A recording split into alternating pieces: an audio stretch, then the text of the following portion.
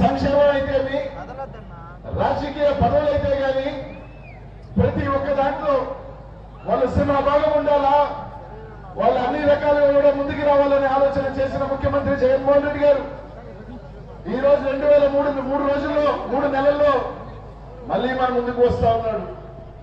ఈరోజు ఏదైతే సంపన్నుల పక్కన బలసిన వాళ్ళ పక్కన ఈరోజు చంద్రబాబు నాయుడు గారు కూటుపడితే పక్క చిక్కిన పేదవాడి పక్కన ఈరోజు జగన్మోహన్ రెడ్డి గారు నిలబడి రోజు మన ముందుకు వస్తా ఉన్నాడు.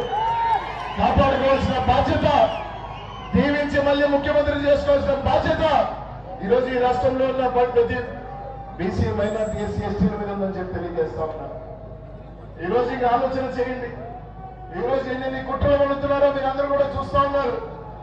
ఒక్క వ్యక్తిని కొట్టడం ఈ రాష్ట్రంలో ఎంతమంది కట్టకట్టుకొని వస్తా ఉన్నారో ఈరోజు చూస్తా ఉన్నారు. ఒక పక్క చంద్రబాబు నాయుడు గారు ఆయనతో జతకట్టిన దత్తపుత్రుడు ఈ రోజు ఏదైతే రాజశేఖర రెడ్డి గారిని ఛార్జ్ షీట్ లో చేసి జగన్మోహన్ రెడ్డి గారిని జైల్లో పెట్టి ఈ రోజు వాళ్ళ కుటుంబంలో వచ్చే వ్యక్తిని తీసుకుని వచ్చి ఈ రోజు కాంగ్రెస్ పార్టీ చంద్రబాబు నాయుడు గారికి మేలు చేకూర్చే విధంగా జగన్మోహన్ రెడ్డి గారిని అరిచే విధంగా ఈ రోజు కట్టకట్టుకుని ఏ విధంగా వస్తున్నారో ఈ రోజు ప్రతి ఒక్కరూ ఆలోచన చేయాల్సిందే. ఈ రోజు జగనన్న నమ్మకం ఉన్నది. ఈ రోజు జగనన్న ఈ రోజు చేస్తున్న సంక్షేమం ఈ రోజు మన బడుగు బలహీన వర్గాలకి మైనార్టీలకు ఈ రోజు నేరుగా అందిస్తున్న సంక్షేమం, మహిళాముతలకు ఇస్తున్న సంక్షేమం, రాజ్యాంగ పదవులు ఇస్తున్న సంక్షేమం ఈ రోజు జగనన్నని కాపాడుకోవాల్సిన బాధ్యత మన మీద నమ్మకంతో మీరున్నారు అని అండతో ఈ రోజు జగనన్న ఎంతమంది కట్టగట్టుకొచ్చినా నిన్న చెప్పినాడు పద్మవ్యూహంలో చిక్కుకున్న అభిమన్యుని కాదు ఎంతమంది కట్టుకొని వచ్చినా అది తప్పకుండా మీ అందరి ఆశీస్సులు ఉన్నాయి కాబట్టి, మీ అందరి దీవెనలు ఉన్నాయి కాబట్టి ఆయనకున్న ఒక నమ్మకం, ఆ భరోసా తప్పకుండా నేను చేసిన మంచి ఈ రోజు ఈ భారతదేశంలోనే ఏ ఒక్క నాయకుడుగా నేను మంచి చేస్తుంటేనే నాకు ఓట్లేండి, నేను మంచి చేస్తుంటే దీవించండి చెప్పగలిగిన నాయకుడు ఒక జగన్మోహన్ రెడ్డి గారు మాత్రమే చెప్పిన తెలియజేస్తా ఉన్నా.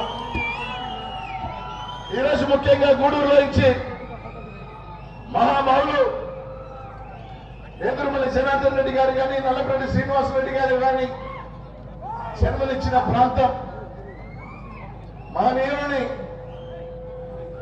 తీసుకొచ్చిన రాజకీయ చైతన్యం ఇచ్చిన ప్రాంతం. ఈ రోజు అక్కడ రేపు జగనన్న నిలబెట్టిన అభ్యర్థిగా, జగనన్న బలపరిచిన అభ్యర్థిగా ఈ రోజు మీ ముందుకి మురళన్న వస్తా ఉన్నాడు. ఈ రోజు ఆలోచన చేయండి.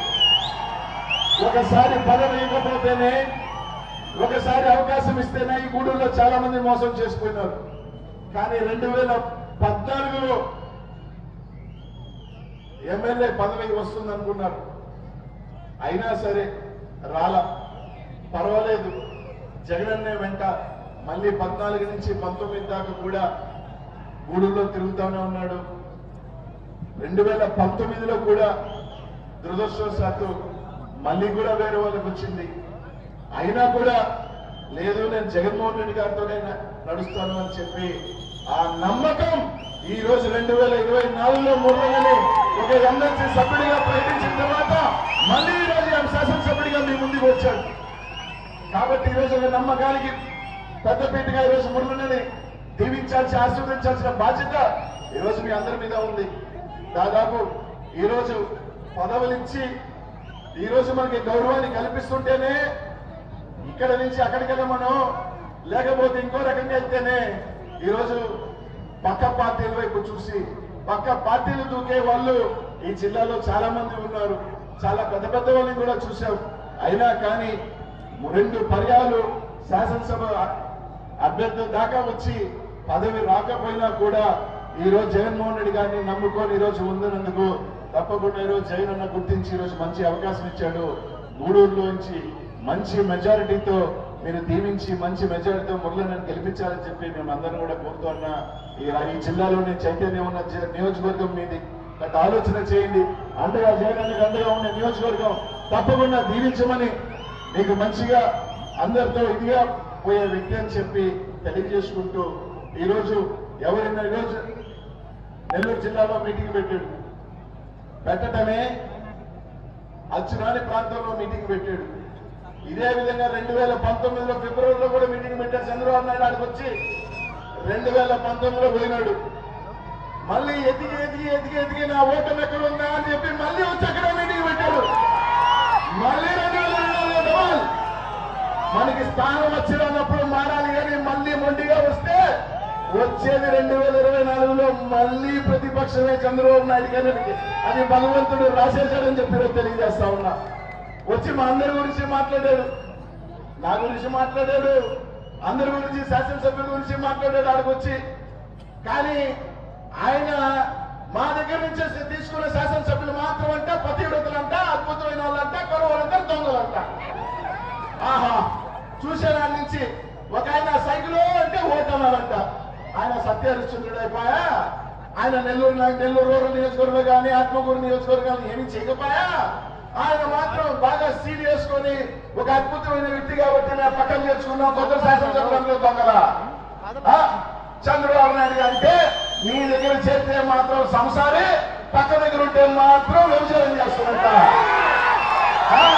ఈ రోజు వైఎస్ఆర్ కాంగ్రెస్ పార్టీలో పోటీ చేస్తున్న శాసనసభ్యులందరూ కూడా జగన్మోహన్ రెడ్డి గారిని, ఒక పార్టీని జగన్మోహన్ రెడ్డి గారిని చూసి వేసిన ప్రజలకి ఈ రోజు నమ్మకంగా ఈ రోజు నిలబడిన శాసనసభ్యులని చెప్పి అందరూ కూడా తెలియజేస్తున్నా. పోటీ చేసిన ప్రతి ఒక్కరు కూడా ఈరోజు 2014లో కానీ 19లో కానీ 24లో కానీ 29లో కానీ 34లో కానీ కావలిలో కూడా జగన్మోహన్ రెడ్డి గారితో ఉండే శాసనసభ్యులు తెలియజేస్తా ఉన్నా. నువ్వు తెచ్చుకున్నావు ఎత్తినైతే వేదిక మీద ఉన్నారో ఎవరు ఏ పక్క ఉంటాడో తెలియదు. 2024 పక్కన నీ పక్కన ఉంటాడో కూడా తెలియని పరిస్థితిలో ఈ రోజు నువ్వు వచ్చి నెల్లూరు నగరంలో మా గురించి మాట్లాడుతున్నావు అంటే ఇంతకన్నా దౌర్భాగ్యమైన పరిస్థితి లేదని చెప్పి తెలియజేస్తా ఉన్నా. మరొకటి నిన్న చూసా ఏపీఎల్లో అనిల్ అలిగి వెళ్ళిపోయాడు. జగన్మోహన్ రెడ్డి గారికి ఏదో ఇది అనిల్ని మారుస్తున్నాడు కాబట్టి జగన్మోహన్ రెడ్డి గారి ఈ వేదిక మీద నేను చెప్తున్నా, రాష్ట్ర బ్రేకింగ్ వేసుకుంటావో రాధాకృష్ణకి చెప్తా ఉన్నా. అరే బిడ్డ అనేక సార్లు చెప్పా, మళ్ళీ చెప్తున్నా, చాలా సార్లు చెప్పా, మళ్ళీ చెప్తున్నా. జగన్ అన్న ఏది చెప్తే అదే శిరోధారి వరకు భావించే వ్యక్తిని అనుకున్నాడు. నన్ను పిలిచి ఇక్కడికి వెళ్ళు అంటే శిరస వహించి పోతా జగనన్న కోసం అని చెప్పా. అలాగే ఈరోజు జగనన్న నర్సరావుపేట బొమ్మన్నా పోతా, లేకపోతే ఇంకో దగ్గర బొమ్మన్నా పోతా, ఇంకో ఎంపీకన్నా పోతా. 2 సార్లు శాసనసభ్యుడు చేశాడు, మంత్రిని చేశాడు. ఈ రోజు గూడూరులో నిలబడి 10 మంది నా కోసం చప్పట్లు కొట్టినా, నేను ఇంకో ప్రాంతానికి పోయి నా దగ్గరకు వచ్చి సెల్ఫీ తీసుకున్నా, నేను చిత్తూరుకి వెళ్ళి ఇంకో మూలకి వెళ్ళి నా 10 మంది నన్ను గుర్తించినా, లేకపోతే ఎయిర్పోర్ట్ లో నిలబడి సెల్ఫీ తీసుకున్నా, అది అంతా కూడా జగన్మోహన్ రెడ్డి గారి చలవ, జగన్మోహన్ రెడ్డి గారు పెట్టిన భిక్ష. ఎవరికి ఏ స్థానం శాశ్వతం కాదు. 2014 ముందు నెల్లూరు నగరం నాది కాదు, అంతకుముందు వేరే వాళ్ళు ఉన్నారు. ఈ రోజు 14లో నేను వచ్చినా, 19లో నేను వచ్చినా, 2024లో ఏమో భగవంతుడు నన్ను పల్నాడికి పంపిస్తున్నాడు. పల్నాడు ప్రజలు ఆశీస్సులు ఇస్తారు, అక్కడికి పోతా. ఈ రోజు గొప్పగా వీలవుతా. 2 జిల్లాలు దాటి జగనన్న నిన్ను పోన్నాడు అంటే తప్పకుండా జగనన్న భక్తుడిగా, జగనన్న మనిషిగా అక్కడ దీవిస్తాడు, నువ్వు పో అని చెప్పినాడు, పోతా. అంతేగాని 15 సంవత్సరాలు ఉన్నాను కాబట్టి అన్నా అంట, లేదు పో అంటాడు. రైట్, పోవటమే. అది నర్సరావుపేట అయినా లేదా ఇంకో ఊరైనా జగనన్న ఖచ్చితంగా గీత గీసేసి పా అంటే పోవటమే. ఇప్పుడు దాకా రాష్ట్రంలో రచ్చ చేసిన, రేపు ఢిల్లీకి పోయి రచ్చ చేస్తా, అంతేకాదు. ఇప్పుడు దాకా జగనన్న కోసం రాష్ట్రంలో గొంతెత్తిన ఏ మూడైనా సరే చంద్రబాబు నాయుడు గారిని పప్పుని ప్యాంటు సొక్క అయిపోయినారు. ఢిల్లీలో అయిపోతా రాష్ట్రం నొప్పుకోండి దేవుణ్ణి. అరే ఇది రాష్ట్రంలో అంటే మా గప్పు ఇక్కడే, ఢిల్లీ పోయాడు, అక్కడ తింటున్నాడు మమ్మల్ని అనుకోవాలా? అక్కడ తింటా బిడ్డ, నిన్ను, నీ అబ్బని, నీ కొడుకుని, ఇంకెవడైతే నన్ను అన్నాడో. కాబట్టి ఎమ్మెల్యేగా ఉన్నావాడిని ఎంపీగా పోతున్నా, ప్రమోషనే. 2 సార్లు శాసనసభ్యుడిగా చేసిన, పోతా ఢిల్లీ వాసిన, పార్లమెంట్ కూడా చూపిస్తున్నాడు భగవంతుడు. ఆ రూపంలో నాకు ఆశీర్వదించాలనుకుంటానబ్బా. నరసరావుపేట మన జిల్లా వాళ్ళని 2 సార్లు దీవించింది. ఈ జిల్లా నుంచి వచ్చిన మన ముఖ్యమంత్రి జనార్దన్ రెడ్డి నన్ను దీవించింది, ఎంపీ రాజమోహన్ రెడ్డి గారిని దీవించింది, మళ్ళీ బీసీ బిడ్డ అనిల్ కుమార్ యాదవ్ దీవించింది. పోతా అక్కడ కూడా 75 సంవత్సరాల తర్వాత ఒక బీసీకి ఇచ్చిన చరిత్ర అది కూడా అనిల్ కుమార్ యాదవ్ రాసుకుంటాడు జగన్మోహన్ రెడ్డి గారి వల్ల. ఈ జిల్లాలో 75 సంవత్సరాల తర్వాత మంత్రి ఎవరు అంటే అనిల్ కుమార్ యాదవ్. నరసరావుపేటలో ఎవరో ఫస్ట్ బీసీ ఎంపీ అంటే అనిల్ కుమార్ యాదవ్. చరిత్రలో నా పేరు విధంగా రాశారు జగన్మోహన్ రెడ్డి గారికి. ఏ మాట ఎందుకు దాడతా. కాబట్టి మేము ఎవరైనా ఈరోజు వైఎస్ఆర్ కాంగ్రెస్ పార్టీలో ఈరోజు నిలబడిన ప్రతి ఒక్కరూ కూడా అన్న అవసరం, పార్టీ అవసరం, తప్పకుండా ప్రతి ఒక్కరూ కూడా శిరసావహించి పోతాం. తప్పకుండా 2024లో మళ్ళీ ముఖ్యమంత్రి అవుతా ఉన్నాడు. నేను ఉన్నా, ఇంకొకరు ఉన్నా ఎమ్మెల్యేలు అవుతారు. అదొక్కడి గుర్తుపెట్టుకొని అందరూ కూడా నాయకులు ఎవరైతే కొంతమందికి జంపులు అవుతున్నారో, నిన్ను చూసో నన్ను చూసో ఓట్లు ఇట్లా ప్రతి ఒక్కరు కూడా జగన్మోహన్ రెడ్డి గారిని, జగన్మోహన్ రెడ్డి గారి సంక్షేమం, జగన్మోహన్ రెడ్డి అభివృద్ధి చూసే అందరికీ కూడా ఓటు. కాబట్టి అదేదో చూసి వాపనుకోనో బలుపనుకోనో పోతే మనం పోతాం. అందరూ కూడా ఎవరైతే ఉన్నారో అనుబంధం ఉంటుంది. ప్రతి నియోజకవర్గంలో 5-10 సంవత్సరాలు ఉన్నప్పుడు మన కార్యకర్తలతో ఒక అటాచ్మెంట్ ఉంటుంది, అనుబంధం ఉంటుంది. రాకుండా ఉండదు నేను చెప్పను. వాళ్ళు కూడా సడన్ గా ఇంకొక వ్యక్తిని తెచ్చుకోవాలంటే బాధ ఉంటుంది, ఉండకుండా పోం. కానీ పోవాల్సి వచ్చినప్పుడు తప్పకుండా పోతాం, పోవాలా. 7 నుంచి ఎంతో మంది తల్లిదండ్రులు వదిలేసి బిడ్డలు సంఘకాయలు పోట్ల మనం పోతుంది పక్క నియోజకవర్గం, పక్క పార్లమెంట్ అనుకోవాలా. అది కూడా ప్రమోషనే, మనకేం డిమోషన్ కాదు కదా.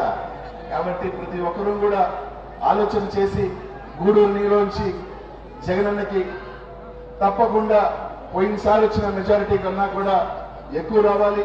మురళిని తప్పకుండా మంచి మెజారిటీతో అన్ని మండలాల్లో కూడా కలుపుకోవాలని ఒకటి మాత్రం చెప్తానన్న గూడూరులో వాళ్ళందరికీ కూడా కలిసి గట్టిగా ఈ రోజు మీరు వేస్తున్న ప్రతి ఓటు మురళినే కాదు, మీరు వేస్తున్న ప్రతి ఓటు జగనన్నకి చెందుతుంది. మీరు వేసే ప్రతి ఓటు కూడా జగనన్న ఎక్కడ ఎమ్మెల్యే అయితే జగనన్నకు కౌంట్ వస్తుంది, ఎక్కడ ముఖ్యమంత్రి అవుతాడు. కాబట్టి మీకు మురళన్న మీద కోపమో లేకపోతే మురళన్న మీద బాధ ఉండి మీరు కానీ మురళన్న గారిని పొడిస్తే మీరు పొడిచేది మురళన్నని కాదు, మీరు పొడిచేది జగన్మోహన్ రెడ్డి గారు అని చెప్పి మాత్రం గుర్తు చేసుకోండి. ఎందుకంటే ఈరోజు నేరుగా మీకు చేసే సహాయం ఇక్కడ వీళ్ళందరూ ఎమ్మెల్యేలు అయితేనే జగనన్న ముఖ్యమంత్రి అవుతారు, మంచి మెజార్టీ వస్తుంది. కాబట్టి మీరు చేసేది కళ్ళు మూసుకొని మీరు గుద్దేది మురళన్న కాదు, అక్కడ మురళన్న పేరుందనే కానీ మీరు గుద్దేది జగన్మోహన్ రెడ్డి గారిని చెప్పి గుర్తుపెట్టుకొని ప్రతి ఒక్కరూ కూడా ఓటు వేయమని చెప్పి తెలియజేస్తా ఉన్నా. ఈ అవకాశం నాకు ఇచ్చిన ప్రజలందరికీ కూడా పేరు పేరుని కూడా ధన్యవాదాలు తెలియజేసుకుంటూ ఇంకోటి ఇద్దరు మహనీయులు బిడ్డలు ఈ రోజు మన పార్టీలోనే ఉన్నారు, మన కళ్ళ ముందే ఉన్నారు. ప్రసన్న గాని రామన్న గాని ఈ రోజు జగనన్నకి అండగా ఉన్నారు, గూడూరులో నుంచి వచ్చిన పెద్దలు.